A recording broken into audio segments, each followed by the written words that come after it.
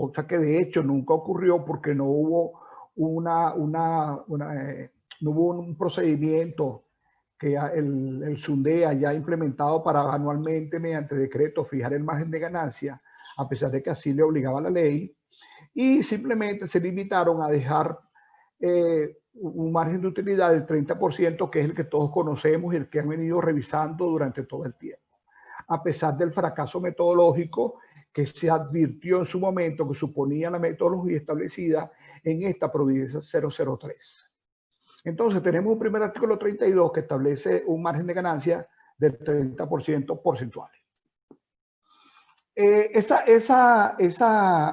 artículo 32 derivó o obligó o permitió la fijación o la puesta en marcha de la Providencia, famosísima Providencia 003. En esta Providencia 003, como podremos verlo durante nuestra presentación, se establecieron los llamados criterios contables para la determinación de precios justos. Yo creo que esta Providencia 003 es el corazón del control de precios. Inclusive cuando revisamos las normas relativas a la fijación de precios, el control de los márgenes de mensualidad en los colegios públicos, tienen su fundamento en la estructura de costos que fue definida en esta Providencia 003. De tal forma que entendiéndola a ella, todo lo demás será siempre mucho más sencillo. ¿A qué me refiero con esto? En aquella Providencia 003 se decía que se iba a aceptar una figura llamada gastos ajenos a la producción, que no le permitirían sino hasta el 12% de la estructura de costos, ¿verdad? Y luego una utilidad del 30%. Eso era básicamente lo que le decía la norma. Construya su estructura de costos, súmele a eso el 12,5% y a ese total súmele un 30% de utilidad. Eso era básicamente, digamos, el diseño conceptual de la Providencia 003. Eso tuvo un par de interpretaciones. Veamos el ejemplo en el caso 1. Un producto que me costó 100 bolívares, en aquel momento la primera interpretación que hizo el propio SUNDE de este artículo estaba referido a que era el costo del producto y más nada. Por eso en aquellas hojas de cálculo que demostré anteriormente, solamente mostraban el precio de venta del producto, porque para ellos ese era el costo. Luego se le sumaba el 12,5% a este costo y nos daba el total de la estructura de costos del 12, digamos, de 1.125.